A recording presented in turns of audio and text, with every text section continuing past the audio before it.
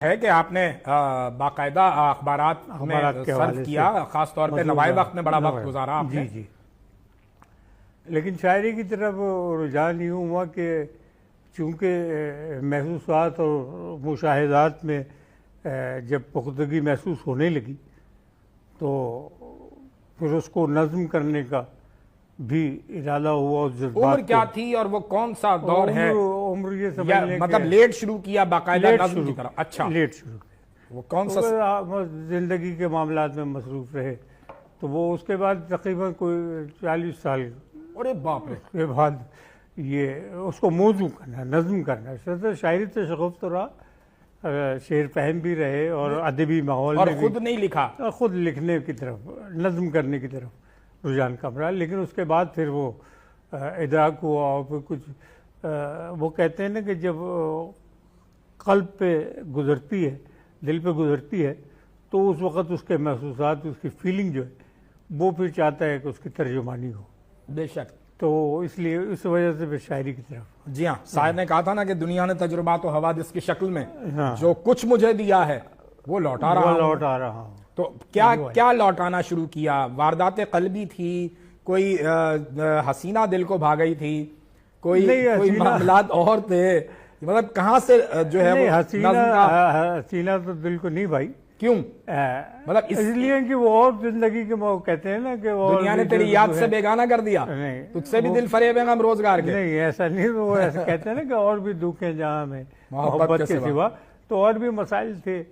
تو بہرحال لیکن اپنے ارد گرد جو معاملات تھے اور انسانی معاملات تھے خصوصاً، اس نے بڑی ظاہر ہے کہ مجھے راغب کیا کہ یار ایک شاعری ایک ایسا مؤثر میڈیم ہے بلا شبہ کہ دو مصروں میں آپ بہت بڑی بات کر سکتے ہیں، جس کے ذریعے آپ حقائق کی ترجمانی کر سکتے ہیں۔ تو وہ لوگوں کی تکالیف، انسانی معاملات پہ جو ہے، سماجی معاملات پہ قلم اٹھایا تھا، اور اس کے بعد وہ ظاہر ہے پھر اس کی اصناف ہیں، اس میں پھر سفر مشق سخن کا جاری رہا۔ اور اللہ کا شکر ہے کہ دسترس تو نہیں کہہ سکتا، اس لیے کہ کوئی بھی یہ نہیں کہہ سکتا، بالکل کوئی بھی، مطلب طالب علم ہے سب طفل مکتب ہے، سے لحد تک سب طالب علم، سب طالب علم میں، سب سیکھنے کے مراحل میں۔ صحیح۔ تو لیکن بہرحال کوشش کی جاتی ہے کہ اچھے سے اچھی حالات کی، سماجی حالات کی، انسانی معاملات کی، عوام کی مسائل پہ جو ہے۔ کن دوستوں نے حوصلہ افزائی کی؟ کن استادوں کی صحبت ابتدا میں میسر آئی؟ اب دیکھیں نام لینا تو وہ ہو جائے گا کہ اچھائی میں لے رہے ہیں، اس میں حلقہ احباب میں سینکڑوں ایسے لوگ، ماشاءاللہ جو ہے ظاہر ہے کہ بھائی کہہ رہے ہیں کسی کی دل آزاری نہ ہو، کسی کا نام رہ جائے تو پھر بعد میں پھر مشکل ہو، ایسا بھی ہوتا ہے نا۔ اچھا، لیکن آج کل ہو تو ایسا ہی رہا ہے کہ آپ نے اپنے گروپ بنا لیے ہیں، پاکٹس بنا لیے ہیں، تو یہ گروپ بندی جو ہے یہ آپ سمجھتے ہیں کہ کچھ ادب میں کچھ اچھا کر رہی ہے یا برا کر رہی ہے؟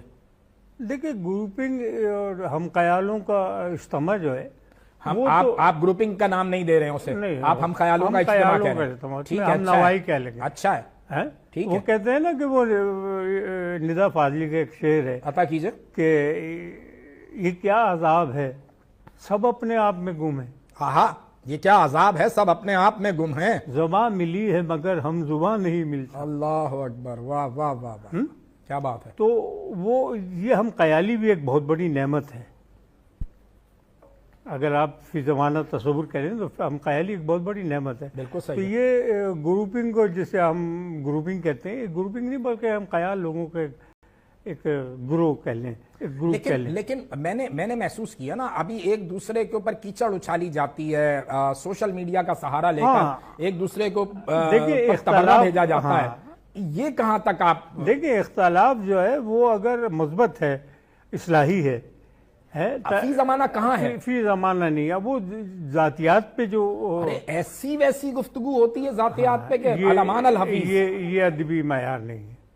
اس ماحول سے یقیناً ادب کو نقصان پہنچا ہے اور پہنچے گا اگر اسی طرح کنٹینیو یہ معاملات چلتے رہے۔ دیکھیں اختلاف کی بنیاد جو ہے وہ یقیناً علم و دلائل پر مبنی ہونی چاہیے، اور ایک مکالمہ بہت ضروری ہے۔ وہ اور آپ کو لگتا ہے کہ وہ مکالمہ جو ہے وہ ختم ہو گیا ہے؟ مکالمہ ختم ہو گیا. اصل میں بات یہ ہے کہ وہ کہتے ہیں نا کہ غلط فہمی کو دور کرنے کے لیے گفتگو پہلا ذریعہ ہے. ہم کیا کرتے ہیں کہ اختلاف کے بعد گفتگو کا دروازہ بند کرتے ہیں. اب جب گفتگو کا دروازہ ہی بند ہو گیا تو واحد راستہ وہی تھا کہ جو آپ کے سامنے والے کے موقف کو. یہ آپ جو ہے وہ حالیہ جنگ کے تناظر میں کہہ رہے ہیں کہ گفتگو کا دروازہ.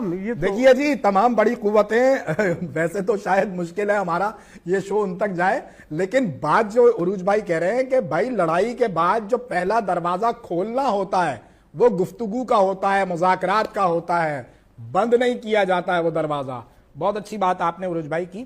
لیکن ایک لفظ کی مسلسل جو ہے وہ تکرار سننے کو مل رہی ہے، بار بار لیا جاتا ہے، متشاعر کا حوالہ. خاص طور پہ جو کچھ نئی شاعرات آئی ہیں ان کو واضح کیا جاتا ہے کہ جی کلام کسی اور کا ہوتا ہے، جی پڑھ کے یہ بڑا اپنے آپ کو. یہ کچھ اچھا ٹرینڈ ہے یا برا ٹرینڈ ہے؟ دیکھیں، اچھے اور برے کی جہاں تک بات ہے سائد صاحب، شاعر اچھا یا برا نہیں ہوتا، شاعر تو شاعر ہی ہوتا ہے. اب شاعر اور متشاعر کی جو ڈیفینیشن اس وقت چل رہی ہیں مختلف اس میں، اصل میں شاعر جو ہے وہ اس کا شعر بولتا ہے کہ وہ کیا ہے. جب وہ کلام اپنا شعر سناتا ہے تو اس کا وہ معیار ہوتا ہے، وہی فیصلہ کر دیتا ہے کہ یہ شاعر ہے یا متشاعر ہے. وہ جاوید صبا بھائی کا ایک شعر مجھے یاد آ گیا حالیہ حوالوں میں اور اس گفتگو میں. وہ کہتے ہیں کہ تمہارے منہ سے تو بالکل ہی اجنبی سا لگا. واہ. تمہارے منہ سے تو بالکل ہی اجنبی سا لگا، تمہیں قسم ہے بتا دو کلام کس کا تھا. بھائی واہ واہ. تو ایسے ہاں، مطلب آپ سمجھتے ہیں کہ اگر کسی کو کچھ لوگ لکھ کر دے کر شاعر بنا رہے ہیں تو جب وہ پڑھ رہا ہوتا ہے یا پڑھ رہی ہوتی ہے تو اس وقت وہ ایکسپوز ہو رہا ہوتا ہے. ہاں بالکل ایکسپوز ہو رہا ہوتا ہے. دیکھیں، جب آپ کسی کی صحبت میں بیٹھتے ہیں، کسی کی قربت میں جاتے ہیں یا کسی کے درمیان بیٹھے ہوتے ہیں تو اصل میں معیار جو ہے اس کی گفتگو ہے. ٹھیک ہو گیا. اب جب وہ گفتگو اس کا معیار ٹھہرتی ہے تو پھر جب وہ کلام پہ آتا ہے یا آتی ہے تو اس وقت پتہ چلتا ہے کہ اس کی گفتگو میں یہ الفاظ شامل ہیں، یہ الفاظ اس کے معیار کے ہیں. کیا یہ لائن یہ لکھ سکتا ہے یا لکھ سکتا ہے، یہ جج کرنا تو ظاہر ہے. واہ واہ واہ، اچھی بات. تو اسے متشاعر ہونا یا کسی کو متشاعر